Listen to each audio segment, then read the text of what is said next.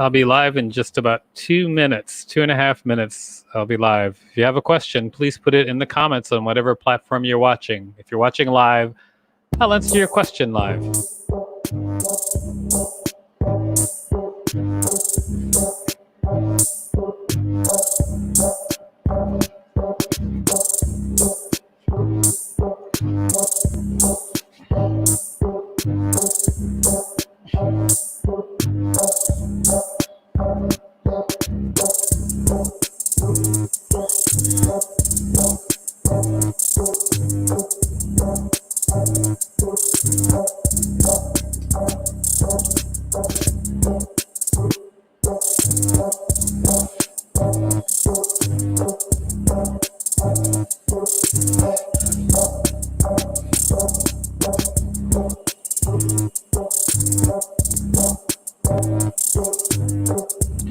I'll be live in about 90 seconds. So remember, if you have any questions or comments, you can put them in the comments and I should see them. If you have a question, I can answer it live. And, birds gotta sing.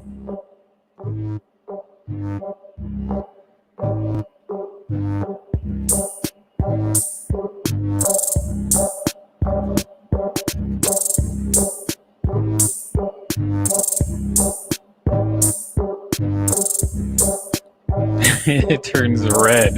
Very spooky.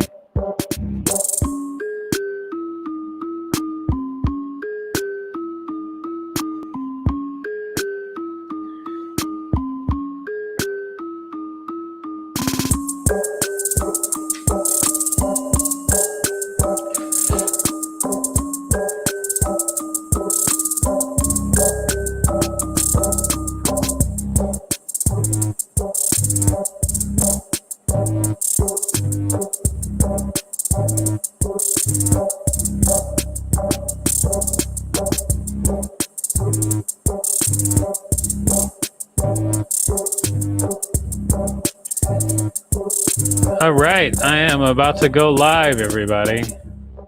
In just a couple of seconds, as soon as I get all these screens ready. But I think I got them. I think I got most of them already. Okay. And I also have to turn down the music because it's too loud, you know? Let's do that right now. I'm live DJing. Live DJing. DJ Live. Hey, everybody. What's up? My hat's crooked. So that's like that's a problem that my hat is crooked. Hold on a second. So this music is too loud. Hold on. One more time. Let me change this music to a little bit lower.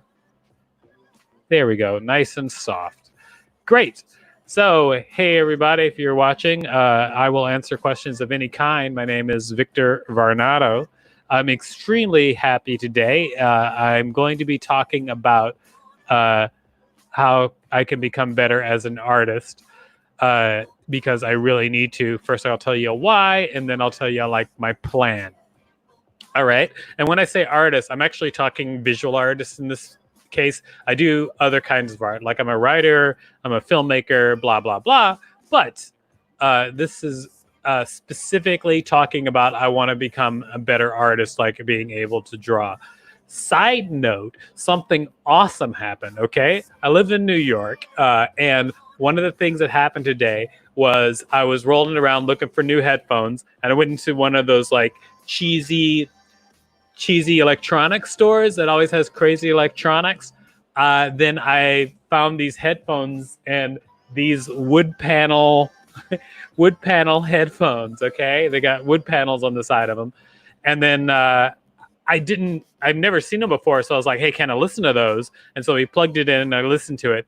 And then he was going to sell them for $40, and I talked him down to $30. And then when I went home, I looked up the headphones online, and I'm going to show you right now. They're actually worth, or at least they used to be worth, $143 back when they were in stock. So they're probably like a year or two old or whatever. But I totally got them for $30, and they were probably stolen. Oh, well, now they're mine. They're studio quality headphones, apparently, and now I have them. So let me talk about how I can become better as an artist. I want to be a better artist. I really do.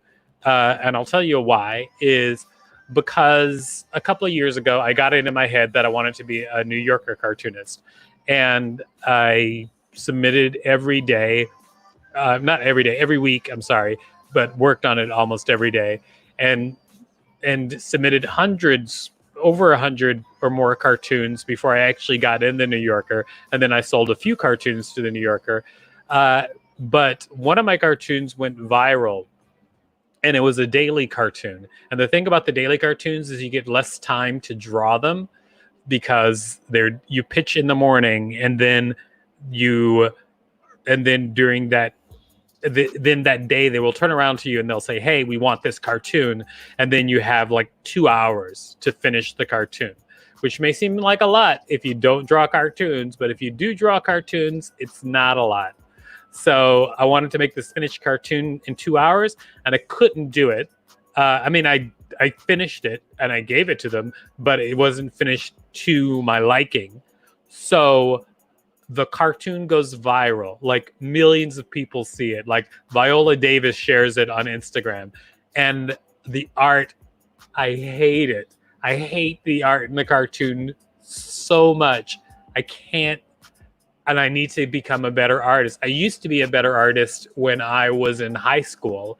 I even had an art exhibit when I was in high school, and I sold art. But now, many, many years later, when I decide to go back into doing visual art a lot, I'm not as good as I used to be, and I want to become better. So I've been looking around for the best way to become a better artist. If you guys know the best way to become a better artist, especially quickly, that would be helpful. Let's see what my wife is saying. Can we rent a tiny house for 3 nights? I found a fun, private, crazy homemade tiny house with a sauna. It's an hour and a half away. Why is she asking me this on my live stream? Who knows? But yeah, that sounds like a great idea. Let's do that. Pandemic be damned. Let's go. Let's get in that COVID sauna. That hot COVID sauna. Anyway, so I want to become a better artist. And so right now, what I'm really doing is looking back to how I honed my skill when I was a kid.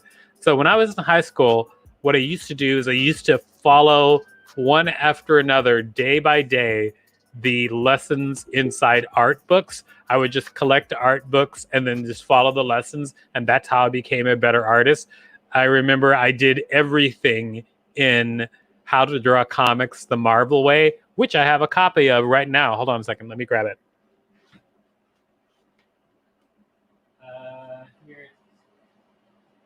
Okay. Here we go. Here's a lot of my great dopey art books.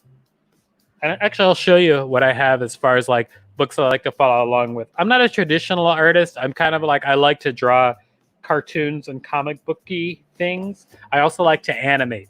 Okay, so I have the old school How to Draw Comics the Marvel Way. This book is super old. I don't even know. I mean, this is like so old, man. I'm so old school, and it's tattered, but it is. Where year is this from? New York. I don't know what year it's from. It's from a long time ago. 1090. I don't know. I don't know what year it is. If you guys know what year How to Draw Comics the Marvel Way is, let me know. Okay, so I'm gonna go back and I'm gonna go through each and every lesson. Maybe I'll post some of the lessons that I go through. Also, one of my favorite thing was, do you remember Wizard magazine?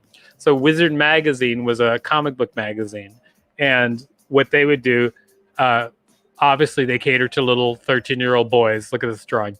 Anyway, so Wizard magazine was a comic book magazine, and inside the comic book magazine, they would have little drawing lessons. So they would devote like 4 to 6 pages of every magazine for like a how to draw stuff. And then they compiled it into a book. So Wizard How to Draw Comics. And they would usually have famous cartoonists or famous comic book artists draw things, and some of them, like I said, they would cater to 13-year-old boys, like how to draw sex appeal, or let's see, one of my favorites back here. Not the dynamic foreshortening. That's a great one though, and it is great because the comic book artists would teach these. Oh, how to use photo reference is great. It's actually a really decent tutorial on how to use photo reference from a working comic book artist. I would recommend this book if you wanted to get into comic books. I don't actually want to get in, I mean, I do like comic books. I've written some stuff for comics, and I like to draw stuff. I don't know if comics would ever be my whole world, but I love learning how to draw comic style. Here's one that I haven't gone through yet. I picked this up, I believe, at a kind of like a book flea market, and it's called How to Draw and Paint Crazy Cartoon Characters. Now, I don't know what this is all about or what it's going to be like, but I'm going to go through each and every one of these lessons, and I'll show you some of the drawings as I go along. I figure if I go through all of these, then I will be back up to speed like I was before. I really do like the look of this book. I'm actually excited to do this one. I might even start with this one. Here's another one that I'm going to go through. Drawing cutting edge comics. Now, this also appears to the appeals to the 13-year-old boy inside of me. This is just straight up like, if you want to draw comics, make them big, give them extra muscles, do what you can, destroy. So I'm going to learn how to draw. Look at this. Look at the foreshortening here. Look at this guy. See what they're talking about? How to make your comics rock. So I'm going to learn how to make my comics rock, and I'll show you those drawings as it goes forward. All right, here is another book that I'm writing and illustrating the graphic novel.